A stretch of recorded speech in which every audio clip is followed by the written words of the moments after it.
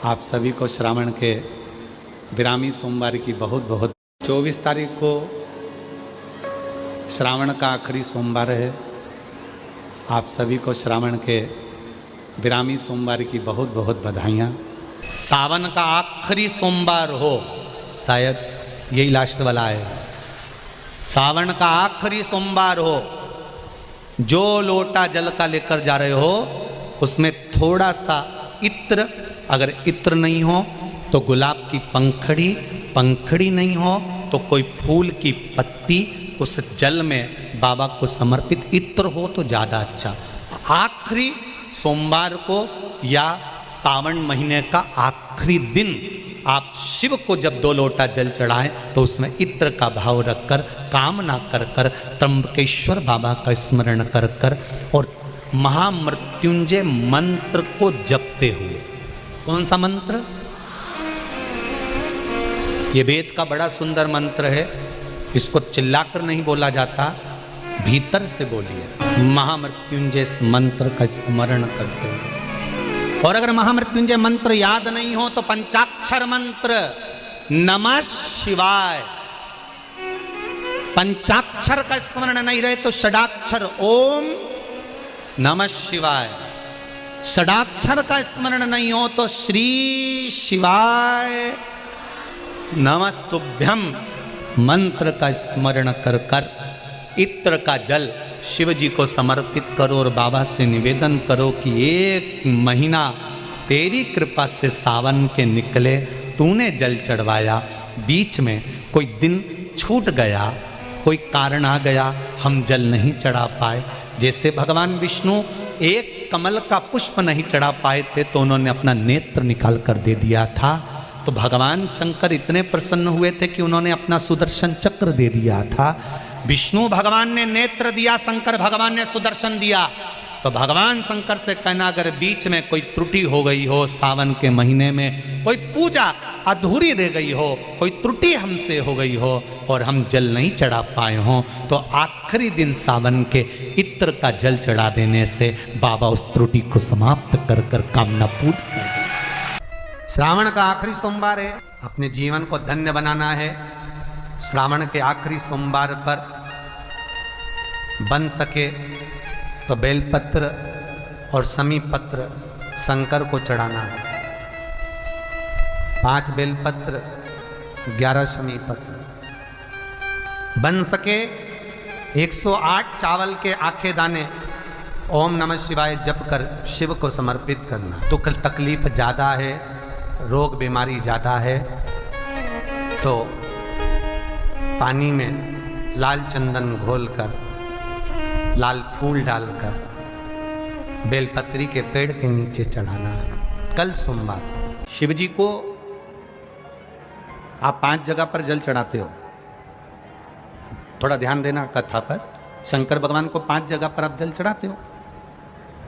मान लो अगर कोई विषम परिस्थिति है और आपको लग रहा है कि मेरा ये काम बाबा को कर देना चाहिए, ना जाने क्यों अटक रहा है, मेरे भोलेनाथ जी को मेरा ये काम कर देना चाहिए, ना जाने क्यों अटक रहा है, तो जो जो जगह पर आप जल समर्पित करते हो, जिस जिस जगह पर आप जल समर्पित करते हो, जैसे गणेश जी की जगह पर जल समर्पित करते हो, सबको मालूम है ना, स्थान तो सबको मालूम है ना गणेश जी का।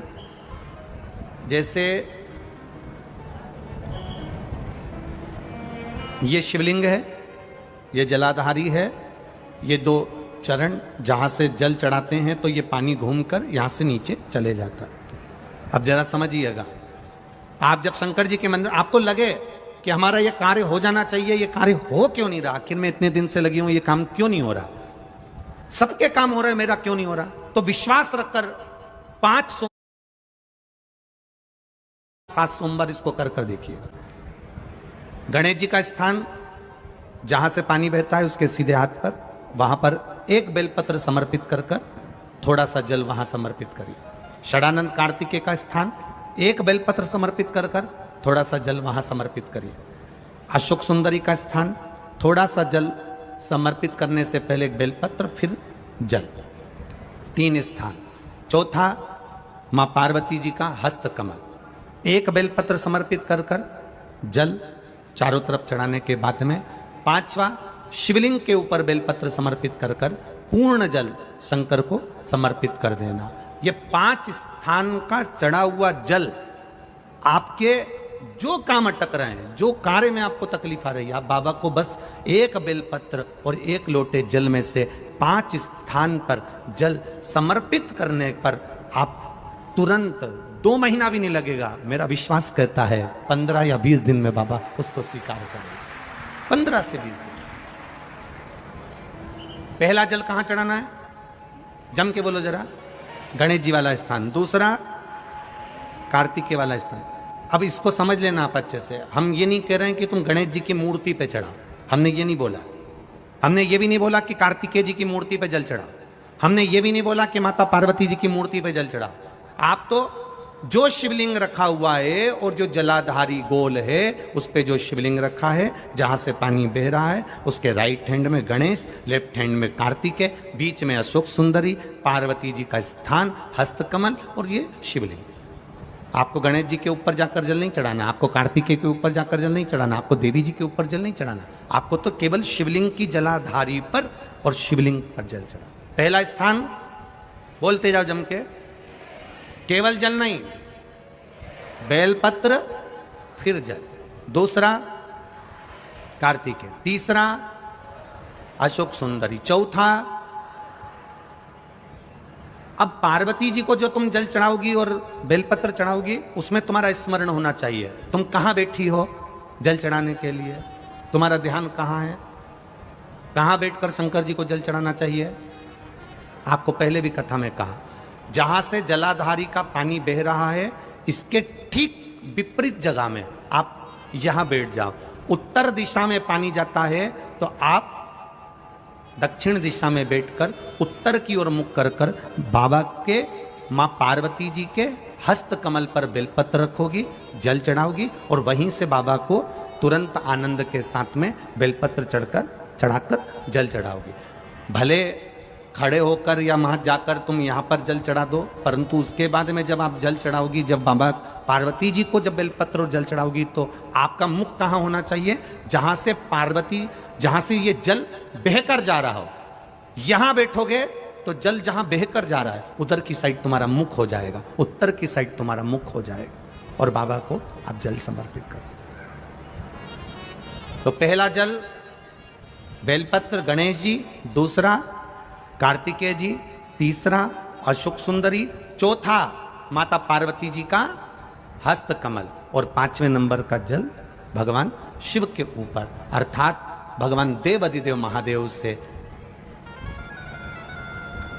प्रार्थना करते हुए कि तेरा ही दिया मैंने खाया पिया रे, तेरा शुक्रिया रे, तेरा शुक्रिया।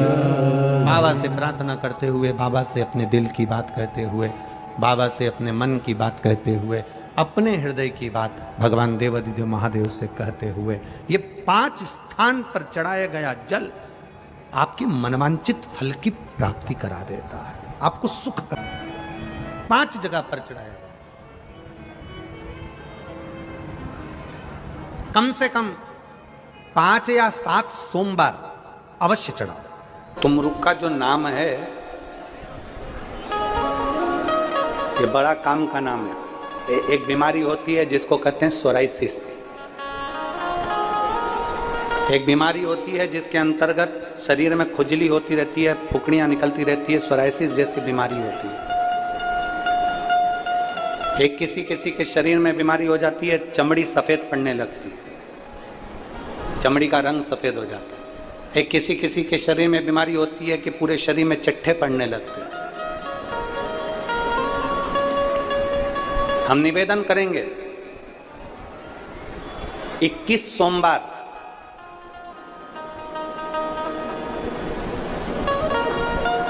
पांच बेलपत्र कमल बनाइए। बेलपत्र कमल बनाना हमने पहले भी आप लोगों को कथा में सिखाया है। 5 बेलपत्र लेना है, उसका कमल दल बनाना। कमल दल बनाने का एक एक जो बेलपत्र लेते जाते हैं, उस बेलपत्र को हम डंडी से जोड़ते हुए चलते रहते हैं, मतलब उसको कमल की तरह उसकी पंखुड़ियों को गोल घुमाकर बेलपत्र को, हम 5 बेलपत्र को जमा लेते हैं। जिसके शरीर में चट्टे पड़ रहे हों, वाइट स्पॉट पूरे शरीर के अंदर आ गया हो, या सोराइसिस जैसी बीमारी हो रही हो, या चमड़ी का कोई रोग हो गया हो, 21 सोमवार या 11 सोमवार आप प्रति सोमवार करिए। कमल दल बनाइए 5 बेलपत्र का, शंकर भगवान पे चढ़ाने से पहले अशोक सुंदरी वाली जगह पर उसका स्पर्श कराइए और भगवान शिव पर उसको चढ़ा दीजिए। 1 लोटा जल लेकर जाइए, साथ में खाली पात्र लेकर जाइए, खाली कटोरा। उस पात्र को जहां से शिव जी का जल गिरता है वहां उस पात्र को लगा लीजिए, शंकर जी पे धीरे धीरे कर कर वो जल पूरा समर्पित कर दीजिए। 5 बेलपत्र को लेकर आ जाइए और वो जल लेकर आ जाइए जो पात्र में भरा हुआ है। 5 बेलपत्र एक ही दिन में सुबह से लेकर शाम तक के बीच में 5 बार उस बेलपत्र को खाना है और उस जल को 5 बार में पीना है। धीरे धीरे जैसे जैसे सोमवार तुम्हारे बढ़ते चले जाएंगे वैसे वैसे वो सोराइसिस की बीमारी हो, चाहे चमड़ी का कैसा भी रोग हो, वो धीरे धीरे समाप्त होना प्रारंभ हो जाता है और वो बेलपत्र और वो जल काम करना प्रारंभ कर देता है। बेलपत्र और जल काम करना प्रारंभ कर देता है। बस उसका कमल दल बनना चाहिए। आगे आपको कमल दल बनाना, जम के बोलो जरा। जैसे एक बेलपत्री ली, दूसरी बेलपत्री लेंगे तो उसके दिशा चेंज करते जाएंगे, तीसरी लेंगे उसकी दिशा चेंज कर देंगे, चौथी लेंगे उसकी दिशा चेंज कर देंगे, 5वीं लेंगे उसकी दिशा चेंज कर देंगे। कमल की आकृति में उस बेलपत्री के भाग को घुमा कर रखा, फिर वो भगवान देवादिदेव महादेव को समर्पित करेंगे। एक आनंद की अनुभूति करा। तुम रूका जी का नाम लेकर आप अगर इस कोई से भी भाव, हम फिर निवेदन करेंगे जिस नारी को संतान नहीं होती, सफेद आंकड़े की जड़ लेकर रजस्वला धर्म के 7वें दिन सफेद आंकड़े की जड़ को लाइए, शिव जी पे से तुमरुकेश्वर महादेव जी का नाम लीजिए, तुमरुका जी का 21 बार नाम लेकर घुमाकर नंदी के पास खड़े होकर लाल धागे में उसको कमर पर बांध लीजिए। शिव जी को रोज जल चढ़ाओ, मेरा देव अधिदेव महादेव संतान जरूर देता है, वो तुमरुकेश्वर महादेव। शिव महापुराण की कथा तो ये तक कहती है कि अगर जिंदगी में कोई नशा करने वाला व्यक्ति हो ना, जिसको बहुत दारू का नशा या चिलम का नशा या चरस का नशा या अन्य अन्य नशे, किसी को बहुत नशे ज़्यादा करता हो और कोई नशे से युक्त अगर व्यक्ति है, बहुत नशेला व्यक्ति है, बहुत नशे में डूबने वाला अगर कोई व्यक्ति है, तो शिव महापुराण की कथा तो यहाँ तक कहती है कि बेल पत्र के बीच वाले पत्ते पर, बेल पत्र के अगर बीच वाले पत्ते पर गौ माता का घृत, गाय के दूध से बना हुआ घी अगर बीच वाले पत्ते पर लगाकर शंकर भगवान को समर्पित करा जाए और वही पत्ते को उठाकर, उसी पत्ते को उठाकर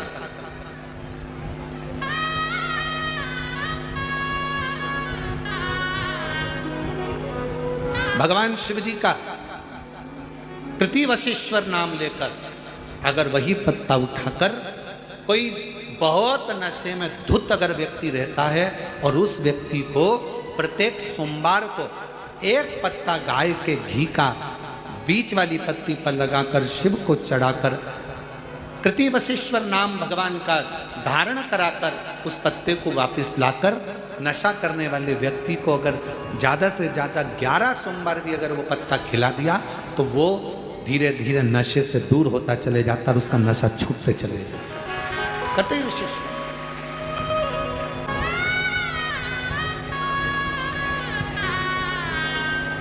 केवल एक सोमवार को चढ़ाया गया गाय के घी से बीच वाली पत्ती पर लगा हुआ एक पत्ता,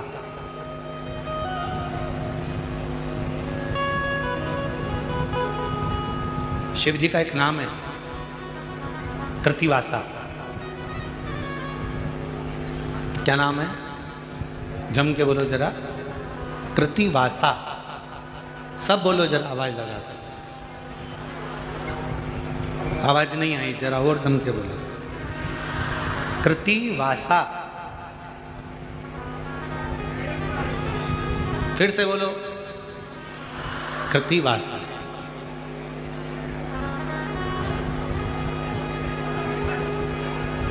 कब पड़ गया था भगवान शंकर का ये नाम? जब उन्होंने गजासुर का संहार करा था और गजासुर भगवान शिव को अपने उदर में रखा हुआ था और उस गजासुर के प्राणों को जब हरा गया था तब गजासुर ने शंकर भगवान से एक अपना संग शिव के साथ रखने का वचन मांगा था। तो शिव जी का नाम कृतिवासा पड़ गया था, भगवान शंकर का नाम कृतिवासा पड़ा था, कृतिवासा। वापिस बोलिए क्या नाम है? कृतिवासा। कभी आप लोग काशी जाएं तो विश्वनाथ मंदिर और महामृत्युंजय मंदिर, विश्वनाथ मंदिर और महामृत्युंजय मंदिर के बीच में कृतिवासेश्वर महादेव का मंदिर है। विश्वनाथ मंदिर और महामृत्युंजय मंदिर के बीच में कृतिवासेश्वर महादेव का मंदिर है, कृतिवासेश्वर का। और हमारा निवेदन है विश्वनाथ जी का जल, गंगा जी का जो भलकर विश्वनाथ जी को चढ़ाते हो और वो जल जहां बहकर आता है उसका थोड़ा सा भाग कोई ब्राह्मण देवता से कहकर विश्वनाथ जी का जल थोड़ा सा ले लीजिए और महामृत्युंजय मंदिर में जाइए और महामृत्युंजय मंदिर में चढ़ाया हुआ जल थोड़ा सा वहां का ले लीजिए और कृतिवासेश्वर मंदिर में पहुंचिए। दोनों मंदिर के बीच में कृतिवासेश्वर मंदिर है, वहां पहुंचकर वहां का थोड़ा सा जल ले लीजिए। जो दिन रात नशे में अगर डूबा भी रहता है और उसके पूरे घर के लोगों ने उसको नशा मुक्ति केंद्र छोड़ दिया, दवाइयाँ दे दी, उसके बाद भी उसका नशा अगर नहीं छूट रहा है तो पहले विश्वनाथ जी का जल, महामृत्युंजय बाबा के मंदिर का जल, फिर कृतिवासेश्वर महादेव का जल लेकर उसको तीनों जगह का जल एक डब्बी में भरकर उस व्यक्ति को थोड़ा थोड़ा 7 दिन तक कृतिवासेश्वर महादेव का नाम लेकर पिलाना चालू करो। उसको धीरे धीरे नशे से दूरी हटना प्रारंभ हो जाएगी, वो नशा करेगा ही नहीं, नशा करेगा ही नहीं। मंदिर जाते हो आप लोग? हाथ उठाओ, कितने लोग जाते हैं? सभी जाते हो? रखो रखो, प्रणाम, नमन। जल चढ़ाते हो? जम के बोलो। कभी कभी दीपक लगाते हो? ठीक है। पर शिव महापुराण की कथा कहती है दीप 2 तरह का होता है। एक मंदिर में लगाया जाता है, घर में लगाया जाता है, दरवाजों पर लगाया जाता है, और एक दीप वो होता है जो दिल में जगाया जाता है। 2 दीप। मंदिर में जो दीपक लगाया है उसने मंदिर को रोशन किया। मंदिर में जो दीपक लगाया है उसने मंदिर को रोशन किया। घर में जो दीपक लगाया है उसने घर को रोशन किया। दरवाजे पर जो दीपक लगाया गया उसने द्वार को रोशन किया। पर एक दीप अपने भीतर होता है और उस दीपक को जलाने के लिए ना आपको बाती की ज़रूरत पड़ती है, ना घी की ज़रूरत पड़ती है, ना माचिस की ज़रूरत पड़ती है। उस दीपक को जलाने के लिए अपने आत्मविश्वास की ज़रूरत पड़ती है। कितना आत्मविश्वास आपके अंदर है, कितनी दृढ़ता आपके अंदर है, कितना भरोसा आपके अंदर है, यह आप पर निर्भर करता है। व्यक्ति क्या करता है? मंदिर में तो दीपक लगाता है, दरवाजे पर दीपक लगाता है, घर में दीपक लगाता है, पर अपने भीतर दीपक नहीं जला पाता। हमने पहले भी कहा था, एक विश्वास अपने आप पर, एक विश्वास अपने बाप पर, पिता पर, और एक विश्वास अपने देव अधिदेव महादेव पर जब हो जाता है तो जिंदगी के सारे कार्य सफल हो जाते हैं।